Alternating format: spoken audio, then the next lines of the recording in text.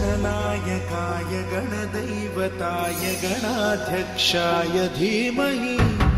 गुणशरीराय गुणमण्डिताय गुणेशानाय धीमहि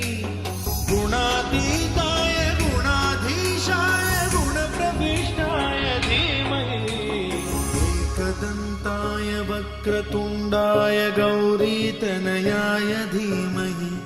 गजेशानाय भालचन्द्राय श्रीगणेशाय धीमहि